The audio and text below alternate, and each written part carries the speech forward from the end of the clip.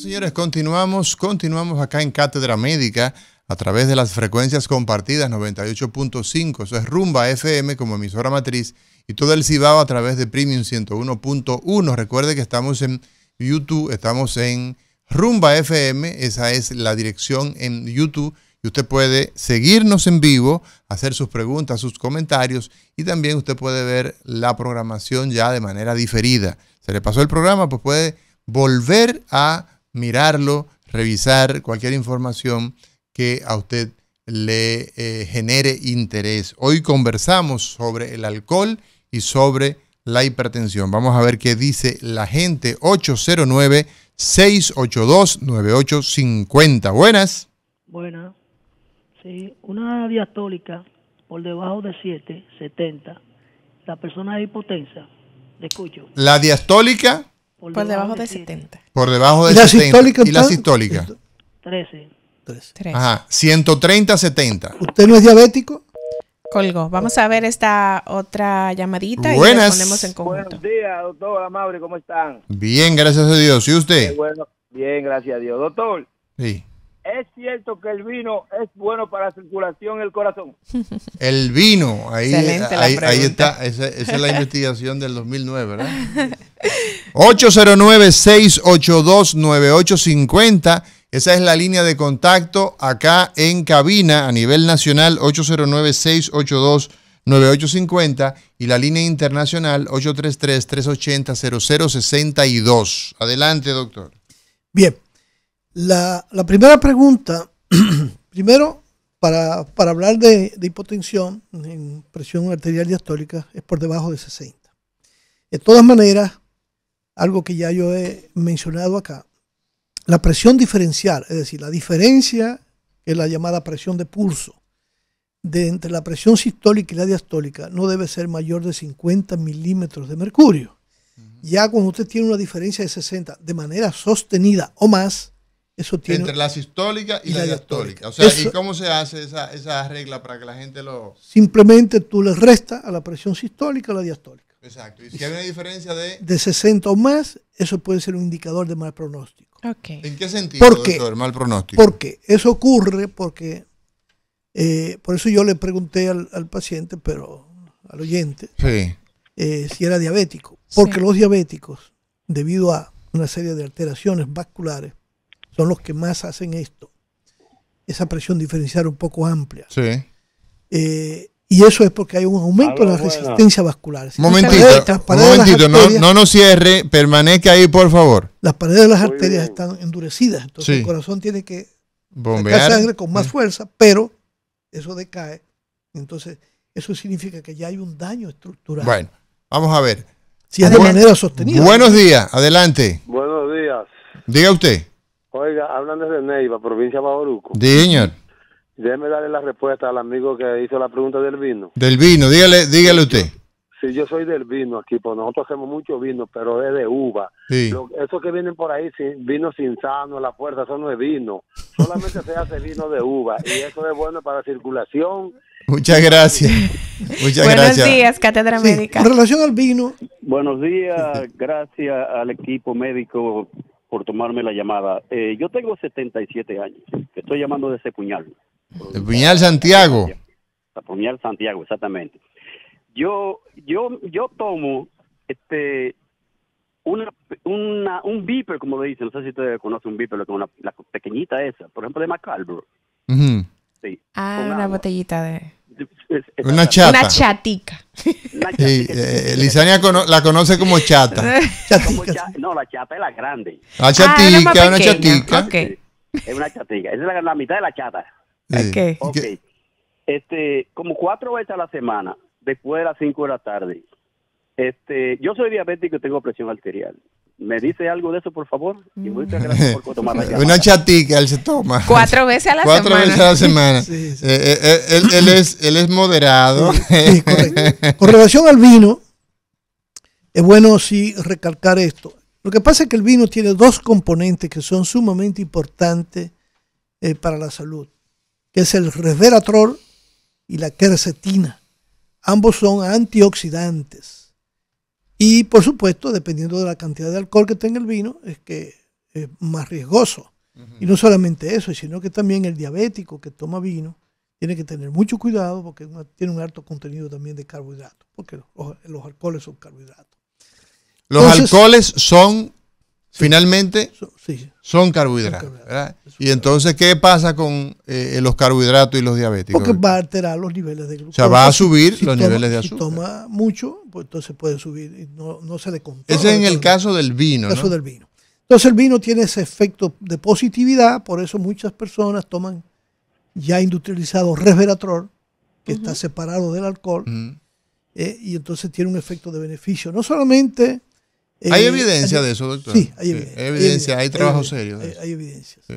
Incluso a nivel de microbiota intestinal, hay trabajos hechos en biología molecular donde se demuestra que el resveratrol produce un efecto de beneficio, reduciendo la posibilidad de la llamada sustancia conocida como trandolamino oxidasa, que daña el endotelio vascular. Okay. Vamos. Y lo otro importante con relación a lo que decía el paciente es que ya es un tomador moderado, él es diabético. No, le vamos a dar la respuesta a él ahora. Vamos a ver. Buenas. Buenas.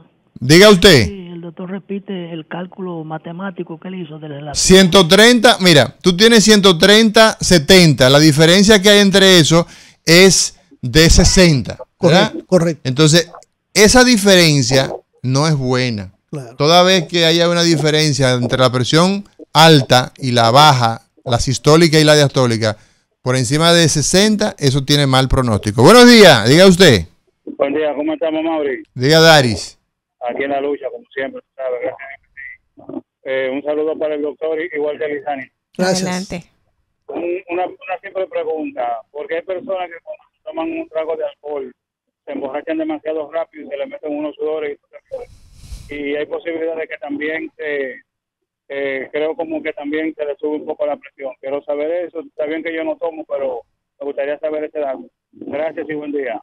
Muchas gracias, Daris. Adelante, doctor. Correcto. Para terminar con lo de la chatica. La Sí, chatica, sí, sí. La chatica. 4 veces a la semana, En importante. el estudio, sí, en el estudio de los diabéticos se demostró que por lo menos si toma alrededor de unas 15 veces en el mes, de por encima de los 12 gramos, pues, y probablemente le ande por ahí o más, porque no sé ahora mismo el contenido de la chatica, ya hace tiempo que eso no se ve. Probablemente tiene que tener mucho cuidado. Los ingleses usaban una chatica de Sí. metal y era muy común. Y Y tú están las veías- botellitas estas Exactamente. que son menos que la chatica. Sí. Con respecto a Son lo grandes que, tomadores, los ingleses, Claro, de whisky. Claro, porque el asunto del frío, tú sabes. el Sí. invierno. Y los rusos también. Correcto. La última pregunta era... Sí, decía que si hay personas que se toman un traguito de alcohol, comienzan a sudar, se le dispara la presión, ¿que a qué se debe? Sí, hay efectos en cada persona. Hay personas que se le produce un calor. Probablemente eso puede ser o por el alcohol o por algún componente que tenga esa bebida que tiene alcohol.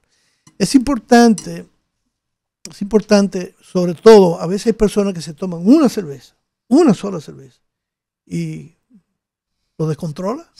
Hay personas que se descontrolan, comienzan a hablar mucho.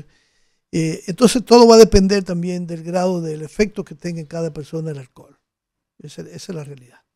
Bien, usted hablaba de que iba a definir el tema de las cantidades en el consumo de alcohol, ligero, moderado, pesado, para que la gente entonces se oriente en ese sentido y sepa cómo manejarse con el tema del alcohol y de esa manera cuidar su salud. Sí. Las personas que toman menos de 12 gramos, eso es una ingesta ligera. Que tomen entre 12 gramos y 48 gramos, estamos hablando de moderado a pesado, y ya pesado por encima de los 48 Ese gramos. consumo excesivo también Sí, se ya puede. un consumo de más de 3 bebidas, es decir, estamos hablando de más de 3 tragos, que ya se va acercando, y si toma más de eso, pues hay gente que toma más de eso. Entonces, si lo hace de manera sostenida, inclusive existe la posibilidad de que desarrolle lo que se llama la miocardiopatía dilatada alcohólica. ¿Y qué es eso? Vamos a Bueno. ver, vamos a definir eso. ¿Qué es lo que se produce? El alcohol produce un efecto negativo a través de un efecto metabólico de no contribuir a la oxidación de las sustancias grasas.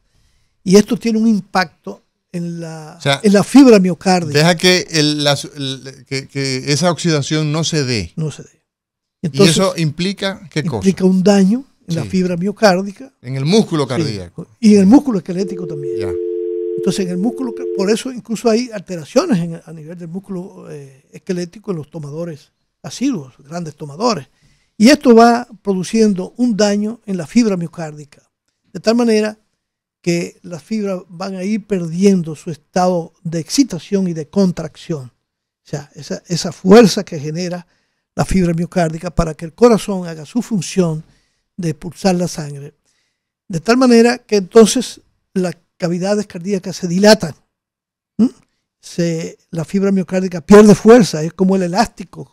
¿Me acuerdan el ejemplo que yo le he puesto del elástico, por ejemplo, de un pantaloncillo, de un panty que se va perdiendo, se va gastando, y el elástico se va partiendo, va perdiendo elasticidad, y entonces se desarrolla una patología que se llama miocardiopatía dilatada, con efectos tan importantes que si no se detiene a tiempo, esto puede progresar inclusive al desarrollo de arritmias y insuficiencia cardíaca y muerte. De tal manera que lo más importante, sobre todo, es que esta miocardiopatía dilatada es de las pocas que pueden regresar a un estado. Puede revertirse con la abstinencia definitiva del alcohol. O sea, la persona que se le ha dañado el corazón producto de que abusa del mismo, lo hace a tiempo, genera un daño en el corazón y forma entonces lo que usted dice, que es una miocardiopatía alcohólica. Daño del miocardio, del músculo. Exacto. Entonces, eso tiene la posibilidad de revertir. Sí. Cuando la persona deja de tomar. Sí, hasta un 40% puede regresar a un estado de normalidad o cercano a la normalidad. Y pero un 40%. Y eso es muy importante. Eso es mucho. Inclusive en una época... De gente que tiene un problema ya, después de un corazón... Si dura varios años ya... Entra en fallo cardíaco. Que no regrese. Y hay que hacer un trasplante. No toma medidas a tiempo. La opción un trasplante que es menos probable. Puede manejarse con medicamentos, obviamente, el manejo de la insuficiencia cardíaca, pero puede terminar hasta en eso. Entonces, es tan importante esto porque incluso unos años antes, probablemente tú lo recuerdas, que se hablaba de que a esos pacientes se le podía revertir la miocardiopatía con vitamina B1. Sí.